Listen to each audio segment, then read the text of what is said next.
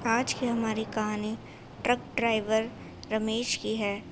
उस रात रमेश अपने सहायक के साथ जब लोडेड सामान को मुंबई पहुंचाने के लिए निकला। अब यहाँ रास्ते में हुआ यूँ कि ये जो रमेश था, इसके सहायक को बड़ी तेज़ भूख लगने लगी। अब ये दोनों जो थे एक ढाबे पर रुके। अब वहाँ ढाबे पर जब पहुँचे तो देखा कि वो जो ढाबा था एकदम वीरान और सुनसान सा था। वहाँ पर जो था सिवाय एक बंदे के कोई दिखाई नहीं दे रहा था।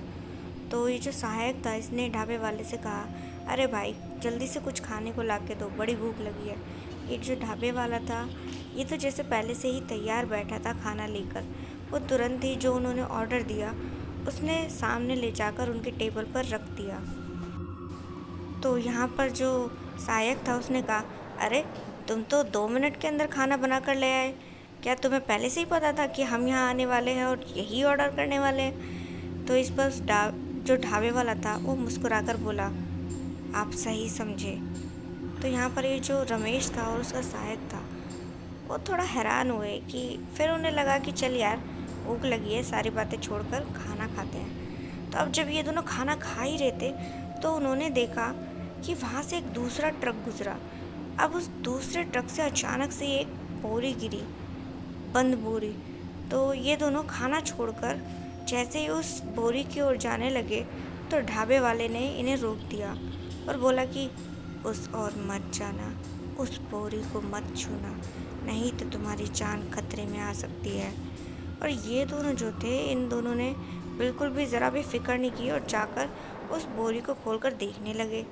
तो जब उन्होंने देखा तो उन्होंने पाया कि उस बोरी में तो किसी इंसान की लाश है।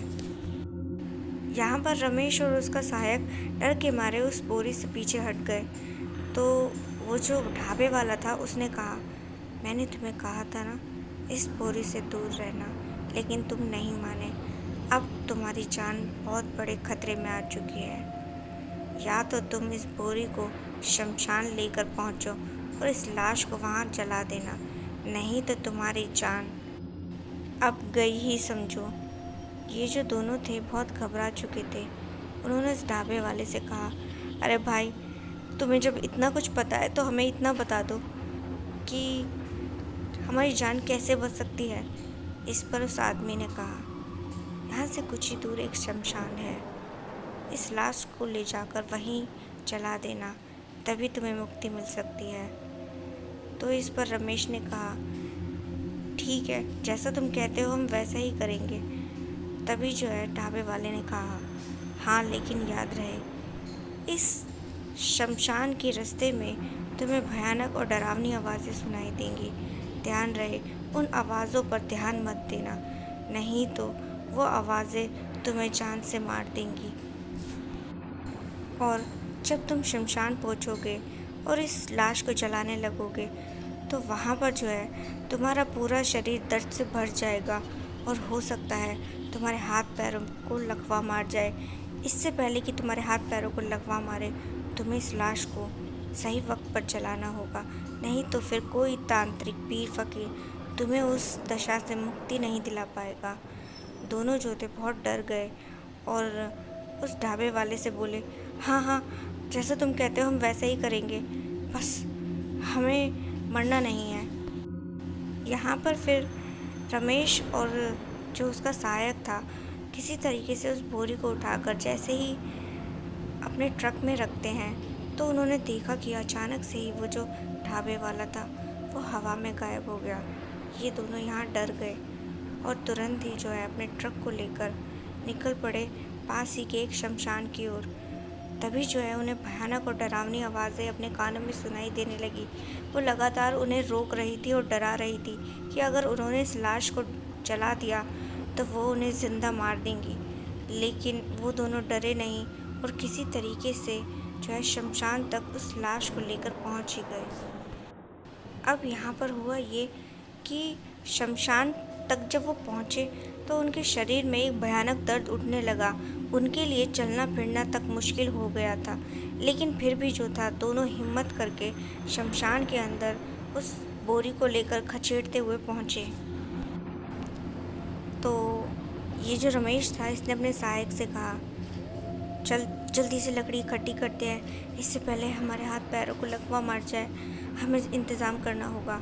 अब ये दोनों यहाँ आसपास लकड़ी इकट्ठी करने लगे, तो जैसे ही रमेश जो था उसने देखा कि उसका जो सहायक है अचानक से ही उसके एक हाथ को लकवा मार गया है और वह बिल्कुल काम करना बंद कर दिया है। डर के मारे ये दोनों जो थे जल्दी जल्दी लकड़ियों को एकत्रित करने लगे और एक जगह रख कर बोरी को जब खोला तो देखा कि उसमें जो लाश है वो एकदम मतलब खून से सनी हुई है। दोनों ने किसी तरीके से जो था बड़े ही दर्द में जो था उस लाश को उन लकड़ियों पर रख दिया और उसके ऊपर और लकड़ियां ढक दी। और फिर वो जो था माचिस ढूंढने लगे, लेकिन दोनों में से किसी के पास माचिस नहीं थी। दोनों घबरा गए, न जाने अब उनके साथ क्या होने वाला है। तभी जो था रमेश को याद आया कि उनके ट्रक के अंदर एक लाइटर पड़ा है, तो वो तुरंत ही जैसे कि जाने लगा तो उसका जो एक पैर था उसे लकवा मार गया और वो बड़ी ही मुश्किलों के साथ अपने ट्रक तक घसीटते हुए पहुंचा और किसी तरीके से अपने ट्रक से वो लाइटर लेकर वापस से शमशान में जब पहुंचा तो उसने देखा कि उसका जो सहायक है उसके आधे शरीर को लकवा मार चुका था।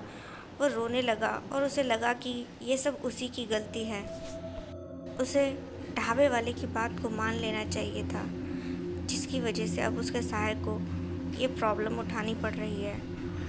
तो यहाँ पर जो सहायक था उसने कहा, आप चिंता मत कीजिए, मैं ठीक हूँ, आप बस जल्दी से इस लाश को जला दीजिए, इससे पहले कि हम दोनों को पूरी तरीके से लकवा मार जाए। तो यहाँ पर जो रमेश था उसने तुरंत ही उस लाश को आग लगा दी और जैसे ही वो लाश जली एक बार फिर वो दोनों ठीक हो